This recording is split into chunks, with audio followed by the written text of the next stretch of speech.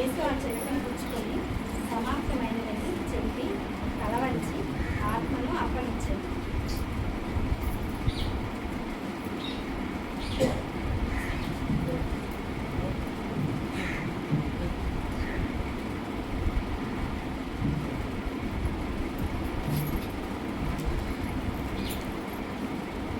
ప్రార్థన చేసుకుందాం.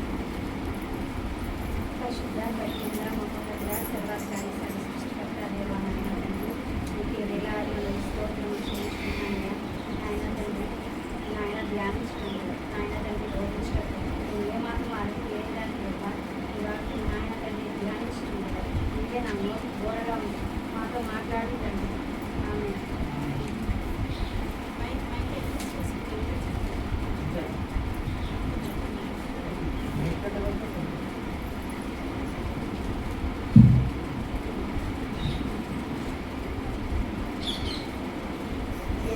వారు ఆరో మాటగా తెలుగులో పలికిన ఆరో మాటగా సమాప్తమైనది అని పలికారు. అంటే ఆయన వచ్చి ఏం సమాప్తం చేశారు, ఏం పనులు చేశారు, ఏం చేశారని సమాప్తమైంది అని పలికారు. అంటే ఆయన ఒక ప్రణాళిక చొప్పున ఈ లోకానికి వచ్చారు. ఆయన ఒక ప్రణాళిక చొప్పున వచ్చారంటే ఏ ప్రణాళిక చొప్పున వచ్చారంటే లోక 4:16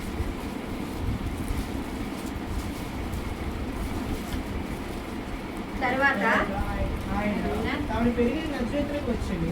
తన వాడుక చొప్పున విశ్రాంతి దినమందు సమాజ మందిరంలోనికి వెళ్ళి చదువుటకే నిలుచుండగా ప్రవక్త యెషయా గ్రంథము ఆయన చేతికి ఇవ్వబడింది. ఆయన గ్రంథం విప్పగా ప్రభు ఆత్మ నా మీద ఉన్నది. వేదలకు సువార్త ప్రకటించుటకే ఆయన నన్ను అభిషేకించును. చెరలోనున్న వారి విడుదలను, గుడ్డివారి చూపును కలుగునని ప్రకటించుటకును, నలిగిన వారిని విడిపించుటకును, ప్రభు హితవత్సలము ప్రకటించుటకును ఆయనను పంపి ఉన్నాడు అని వ్రాయబడిన చోటు ఆయనకు దొరికింది. అంటే ఆయన దేనికోసం వచ్చారు? పేదలకు సువార్త ప్రకటించడానికి, గుడ్డివారి కొరకు, నలిగిన వారి కొరకు, వీళ్ళందరినీ పాపం నుండి శాపం నుండి విడిపించడానికి ఆయన ఈ లోకానికి వచ్చారు.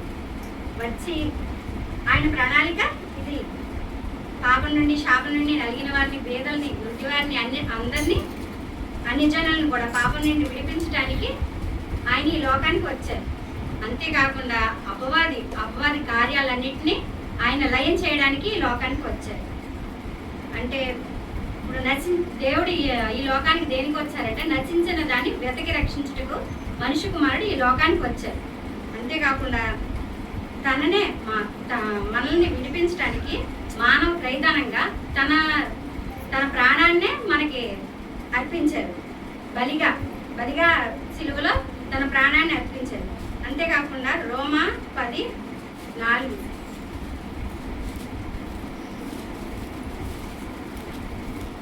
విశ్వసించు ప్రతి వానికి నీతి కలుగుటకై క్రీస్తు ధర్మశాస్త్రములకు సమాప్తి అయి ఉన్నాడు. అంటే ఆయన ధర్మశాస్త్రానికి సమాప్తి అయి ఉన్నాడు.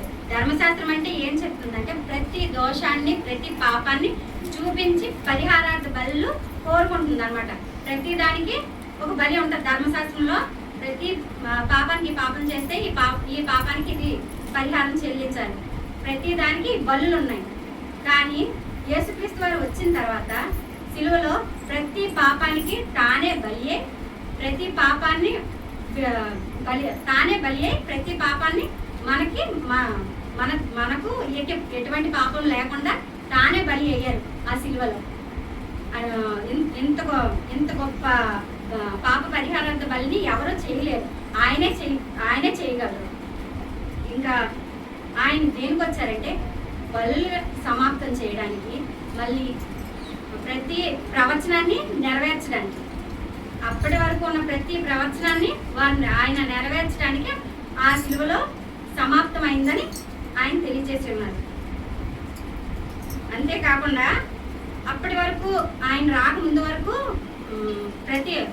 మనం మందిరంలోకి వెళ్ళాలన్నా, పరిశుద్ధ స్థలంలోకి వెళ్ళడానికి ప్రధాన యాజకుడు ఒక్కడికే, అది కూడా సంవత్సరానికి ఒక్కసారి మాత్రమే రక్త ప్రోక్షణ చేయడానికి, సంవత్సరానికి ఒక్కసారి మాత్రమే అతనికి అనుమతి ఉంటుంది.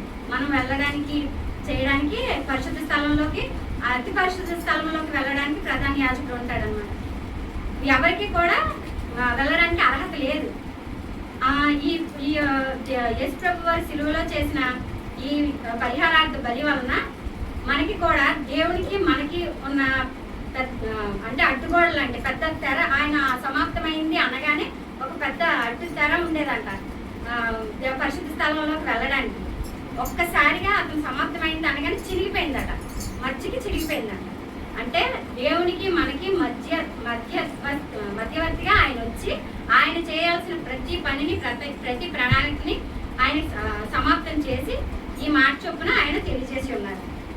ఎంత గొప్ప భాగ్యాన్ని మనకి దేవుడు మనకు దయచేసినందుకు దేవునికి వందనాలు చెప్తూ ఎల్లప్పుడూ మనము ఆయననే స్మరిస్తూ ఆయన చూపుచున్న మార్గంలో నడుచుకుంటూ ఈ లోకంలో కాకుండా పరలోక రాజ్య వారసమై ఎదురు చూడాలని దేవుడు మనకు తెలియజేస్తున్న ప్రకారము ఈ వాక్యాన్ని దేవుడు దీవించిన కాక.